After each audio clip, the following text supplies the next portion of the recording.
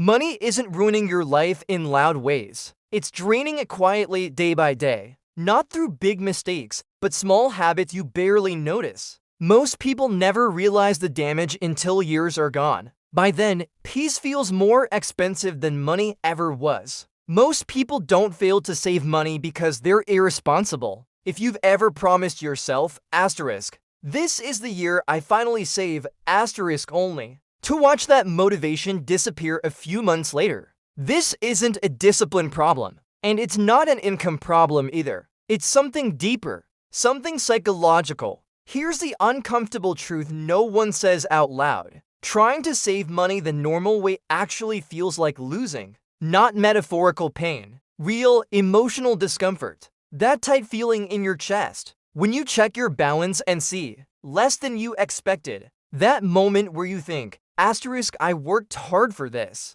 Why does it feel like I'm being punished? That reaction isn't weakness. It's wiring. Your brain is designed to protect what you already have, not what you might have in the future. So when people say things like just be disciplined or cut back harder they're asking you to fight your own psychology every single day. And eventually, psychology always wins. This is why so many people give up quietly. They don't quit dramatically. They don't announce it. They just stop checking their savings. They stop moving money. They tell themselves they'll restart next month. And months turn into years. What makes this especially frustrating is that from the outside, it looks like you're doing everything right. You earn money. You try to be careful. You avoid obvious mistakes. And yet somehow, real savings never seem to stick. Meanwhile, someone else with a similar income quietly builds a solid financial cushion. Not because they're smarter. Not because they're more motivated. But because they're using a system that works. With the brain instead of against it. That difference is everything. The biggest lie about saving money is that it's about sacrifice. It's not. Saving fails when it feels like deprivation. It succeeds when it feels invisible. Think about it. The hardest part of saving isn't the math. It's the moment of decision. The moment you're standing in line, scrolling online, or hovering over a purchase, telling yourself you should save instead. That moment is exhausting. The people who actually reach meaningful savings milestones don't live in that moment. They rarely feel it at all. Not because they don't spend, but because they remove the daily decision from the process entirely. This is where most advice goes wrong. You're told to focus on the goal number, 10,000, 20,000, an emergency fund, a safety net, and your brain immediately panics. The number feels heavy,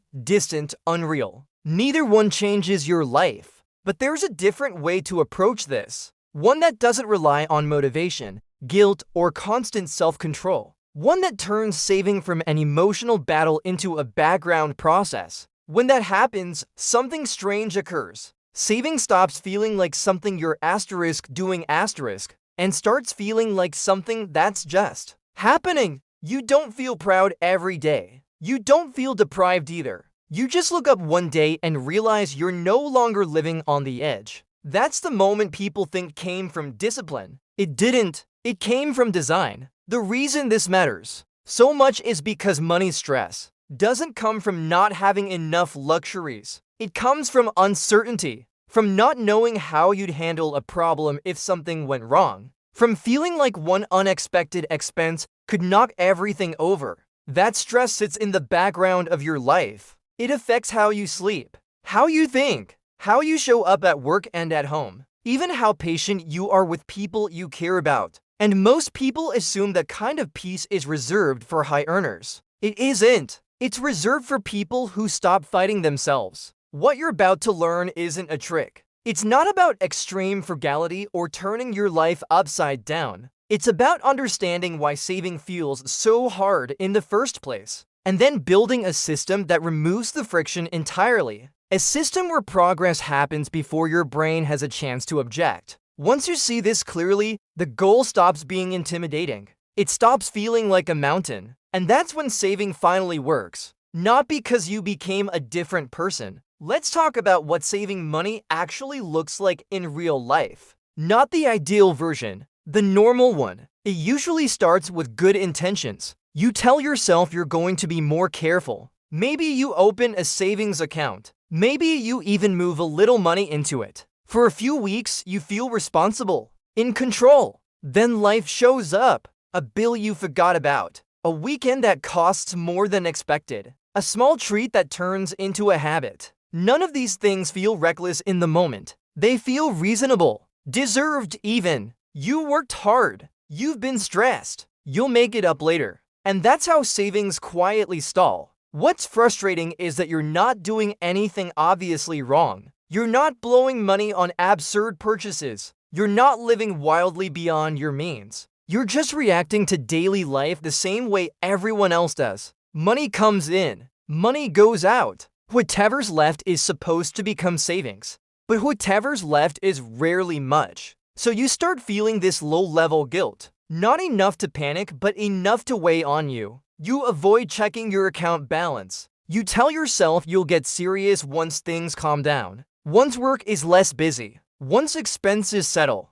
They never really do. Almost starting. Almost getting ahead. And that almost is exhausting. You might recognize the cycle. A paycheck hits your account. For a moment, things feel fine. You breathe a little easier. Then over the next few days, that money gets assigned to everything else. Bills first. Then groceries. Then little conveniences. Then social stuff. Then something unexpected. By the time you think about savings, the money already has a job. So saving becomes something you try to squeeze in at the end. And the end is always thin. This creates a strange emotional pattern. You feel like you're constantly doing math in your head. Can I afford this? Should I skip that? What if I need money later? Even when you're not actively spending, your brain is busy monitoring. That mental load builds up, and eventually your brain looks for relief. Spending provides that relief, not because the purchase matters, but because deciding not to spend requires effort, and effort is tiring after a long day. The easiest option is usually the one that makes the decision go away. This is why saving feels harder at night than in the morning.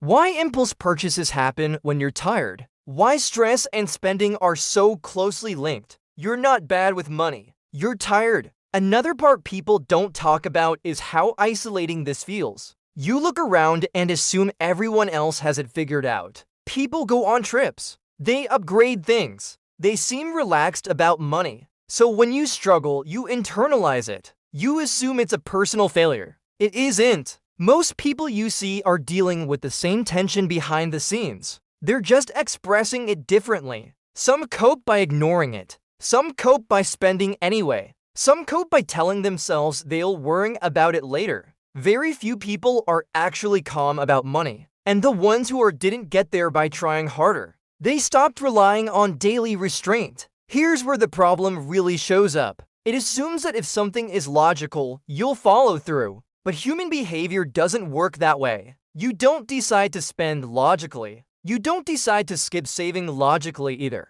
So when saving feels like loss, your brain resists it. When spending feels like relief, your brain moves toward it. This happens even when you intellectually know better. That gap between knowing and doing is where most savings plans die. And when they don't die loudly. They fade. You stop transferring money. You stop checking progress. You stop thinking about the goal. Eventually, you stop believing it's possible. That's the part that hurts the most. Not the lack of money, but the quiet belief that you're just not the kind of person who saves. Once that belief sets in, everything becomes harder. Any advice feels unrealistic. Any plan feels like it's meant for someone else. Someone more organized, more disciplined, more together. But here's the reality. The system you're using is flawed. You're asking yourself to make the hardest choice at the most inconvenient time, over and over again. That would wear anyone down. Imagine if brushing your teeth worked this way. You have to decide every night whether dental health mattered enough to do it.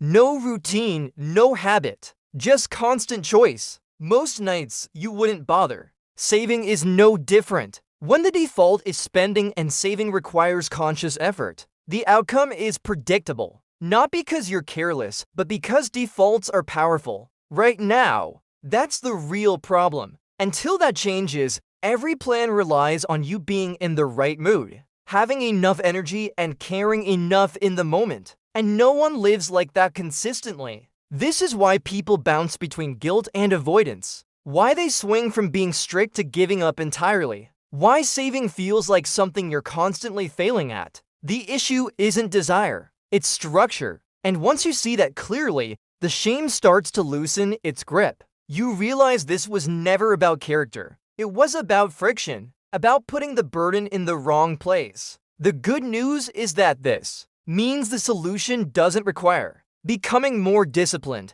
It requires changing where the decision happens. When you move the decision earlier before emotions, before fatigue, before temptation, the entire experience shifts. Saving stops competing with daily life and starts operating quietly in the background. That's when things finally feel different. And to understand why that shift works so well, to understand why saving money feels so hard, you have to stop thinking about money for a moment and think about how the brain is built. Your brain did not evolve to optimize long-term financial outcomes. It evolved to keep you alive today. Thousands of years ago, the future was uncertain and short. Food now mattered more than food later. Safety now mattered more than safety later. So the brain developed a simple rule: protect what you have and prioritize immediate rewards. When you see money in your account, your brain doesn't label it as future security. It labels it as asterisk available resources asterisk. And when those resources decrease, even for a good reason, your brain reacts as if something important is being taken away. This is why moving money into savings doesn't feel neutral. It feels like loss. You can't see it. You can't use it. It's no longer part of your immediate options. So your brain flags the action as negative. At the same time, spending does the opposite. Spending converts abstract numbers into something. Create a sense of completion. A problem is solved. A desire is satisfied. So your brain quietly learns a pattern. Saving equals discomfort. Spending equals relief. Once that association exists, it drives behavior automatically. Knowledge doesn't override emotional conditioning. It rarely even gets a chance to participate. There's another layer to this that makes things worse. Your brain treats future benefits as less real than present ones. Not less important. Less asterisk real asterisk.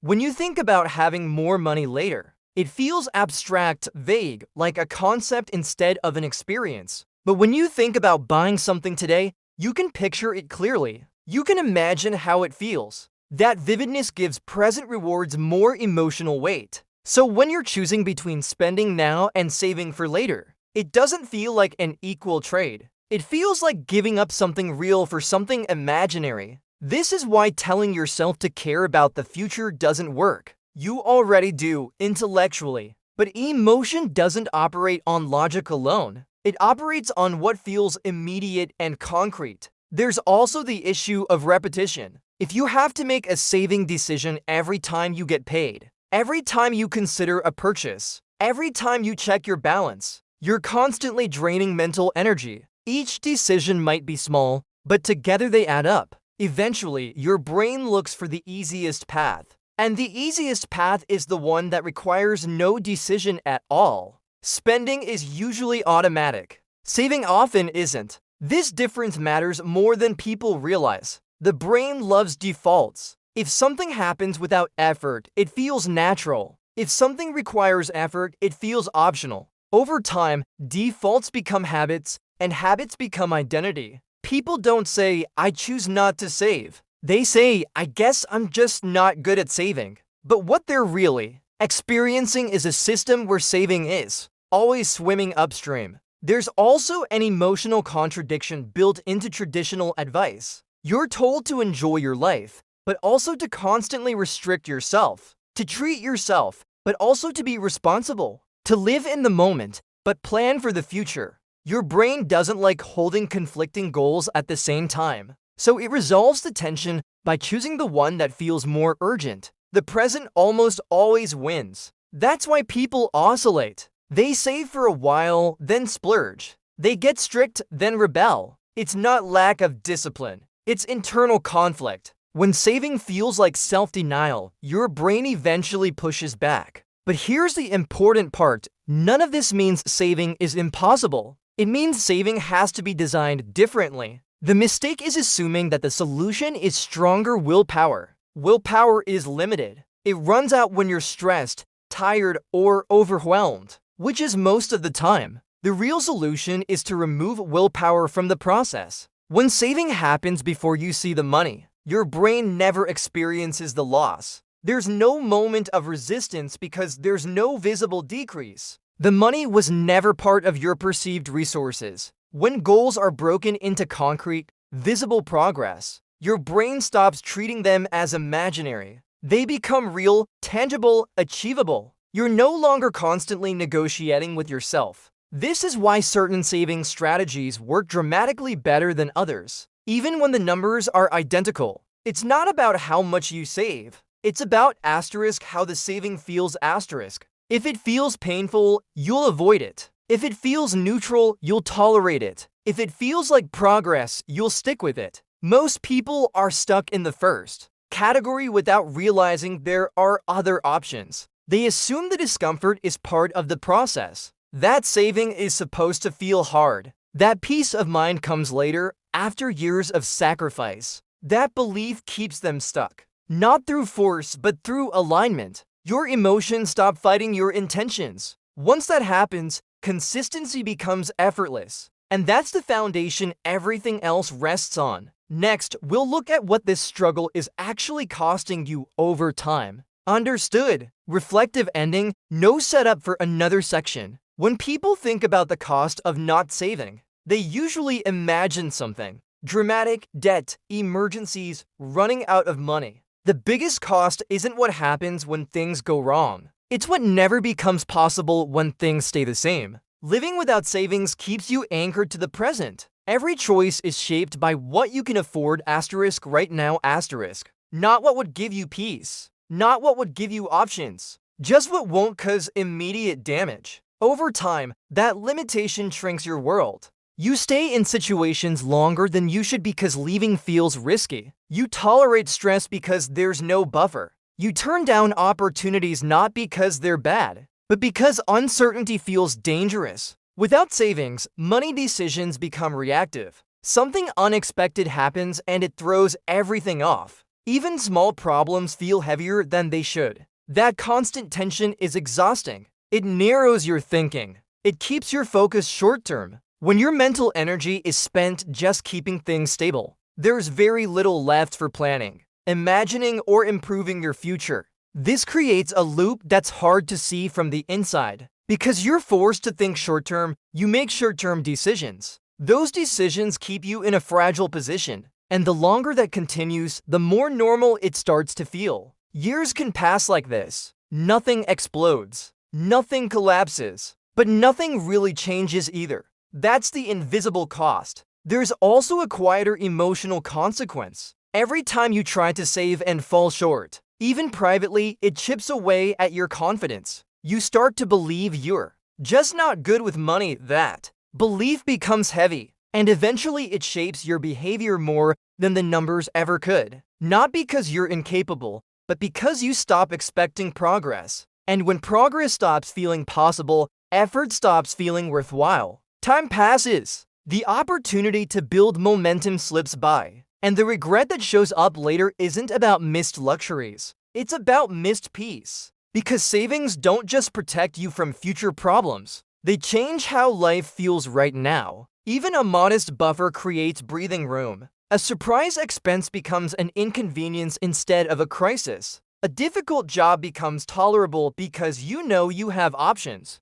Decisions stop feeling urgent and start feeling intentional. That emotional shift is powerful. Calm leads to better choices. Better choices lead to stability. Stability creates freedom. The absence of savings doesn't just cost money. It costs flexibility. It costs confidence. And the most important thing to understand is this. That kind of security isn't reserved for people with exceptional incomes. It's built by people who stop fighting themselves and start creating space. Saving isn't about deprivation. It's about removing pressure from your life. It's about giving your future self room to breathe. It's about choosing stability over constant tension. The number matters less than the direction. Once money starts working quietly in the background instead of constantly demanding attention, everything feels lighter. And that's often the moment people realize they weren't chasing money at all. They were chasing peace. And that's a goal worth building toward.